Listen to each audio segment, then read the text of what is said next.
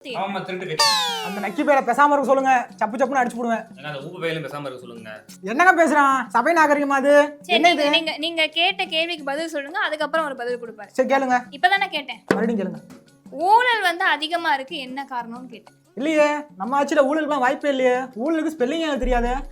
கட்சியோட ஸ்பெல்லிங்கே தெரியாது, தமிழே தெரியாது. பேசாம கடையா வந்துட்டேன். சும்மா இருக்க சொல்லுங்க. பெண்களுக்கும் பாதுகாப்பு இல்லன்னு பேசிக்கிறாங்க. கிடையவே கிடையாது. பெண்களுக்கு ஓசி பஸ் கிடையாதா? பெண்களுக்கு பாதுகாப்பே இல்லையா? ஏமா நீ என்னமா இப்படி பேசுற? பெண்களுக்கு ஃப்ரீ பஸ் ஓசி பஸ் விட்டுருக்கோம். மேக்கப் போறதுக்கு 1000 ரூபாய் கொடுக்குறோம். இதுக்கு மேல என்ன செய்யணும்? மேக்கப் போடுறதுக்கா? ஆமா 1000 ரூபாய்க்கு தானே கொடுக்குறோம். இந்த போட்டீங்க லிப்ஸ்டிக். நீங்க கொடுக்குற 1000 ரூபாய் நான் வாங்கவே இல்லையே. ஏன் வாங்கல? ஏன்னா அவங்க கட்சிக்கு தான் தருவாங்க. ஏங்க ஊழல் கட்சி அவங்க பேசாம இரியா. நீ வந்துட்ட.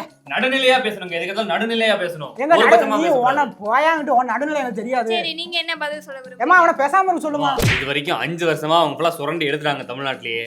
அடுத்த 5 வருஷத்துக்கு எப்படிலாம் சுரண்டலாம் பிளான் பண்ணிட்டு இருக்காங்க. ஒழுங்கா வார்த்தை ஒழுங்கா பேசணுமா?